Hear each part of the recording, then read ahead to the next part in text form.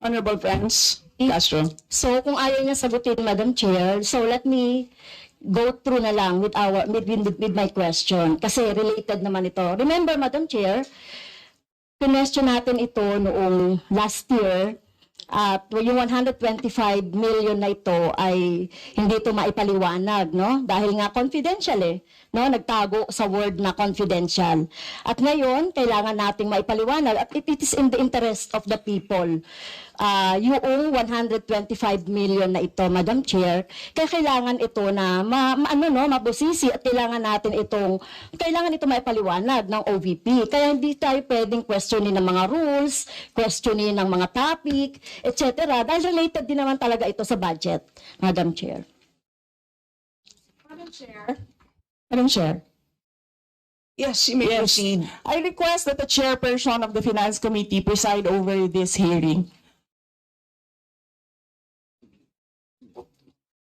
Madam Vice President, with due respect, you are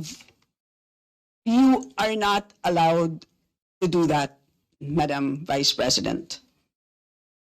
You are not allowed to introduce any motion. You are a research person in this hearing, Madam President. I did Vice not President. move, ma'am. I requested the same as vein. your resource person, I requested So that your the request is chairperson of the denied, committee. Madam Vice President. Just please answer the question. The issue on confidential funds falls squarely within our discussion of your 2025 budget. Narinig mo yung sinabi niya, ma'am? Narinig So mo yung please proceed. nakikinig ka sa kanya kanina? Absolutely. Walang rules dito. Please proceed and answer the question. It's a very simple question. Di ba?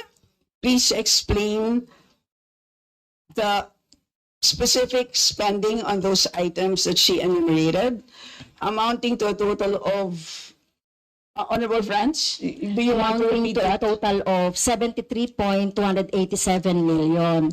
So, dahil may notice of disallowance, so ibig sabihin, Madam Chair, illegal ito at not in accordance with the joint circular by the COA, DBM, and other related agencies.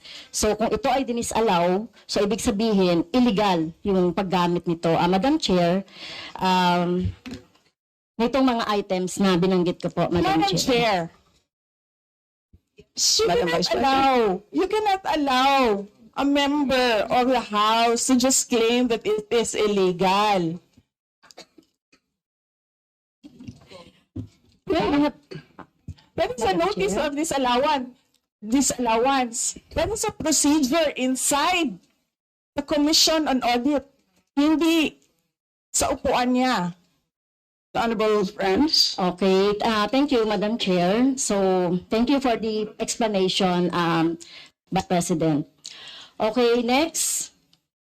According to accomplishment report of OVP, it spent 10 million for payment of reward. So, Madam Chair, in 11 days, ilang tao kaya at magkano kada tao ang reward?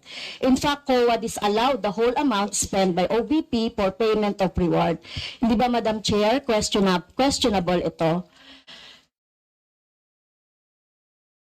Madam Chair, the invitation letter that we received from the House of Representatives. Dear Vice President Duterte, the House Committee on Appropriations will hold briefings, hearings on the budget proposals of various departments, agencies, and corporations relative to the fiscal year 2025 National Expenditure Program as the basis of the fiscal year 2025 General Appropriations Bill. Nasaan? Sa presentation ko kanina, ang haba. Ang confidential funds. honorable friends, Castro. Madam Chair, point of order lang ulit, Madam Chair. Kasi kailangan lang nating ma-establish. I would assume hindi naman po pinanganak kahapon ng ating resource person. Practice po natin sa Madam House Chair, that is a bago polite remark. na para po tayo ay makapagtalakay ng budget na pinopropose para sa susunod na fiscal year. Chine-check natin paano din gumagastos yung mga ahensya even in the current year and in the past year. Also, Madam Chair, Section 162, Rulings as Precedents, rulings on questions raised by members shall form part of the parliamentary practice of the House. At practice po natin since time immemorial na hindi lang po ang proposed budget yung tinatalakay. Kasi yung performance ay dapat bahagi din ng discussion. Yun lang, Madam Chair. Noted. Honorable friends, could you kindly check if your mic works? Okay, thank you, Madam Chair.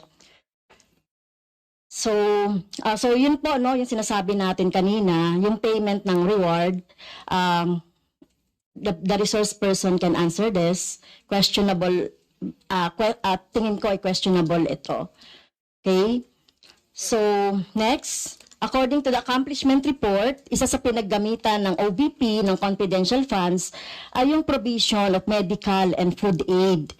This is not allowed under the Joint Circular number 2015-01 dahil kailan pa naging confidential fund ang pagbibigay ng ayuda.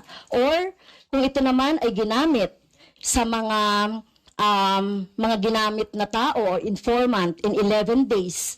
So paano kaya ginamit itong 14 million na ito, no, para sa medical and food aid in 11 days, Madam Chair? So yun yung tanong ko. Kung hindi ito ginamit doon sa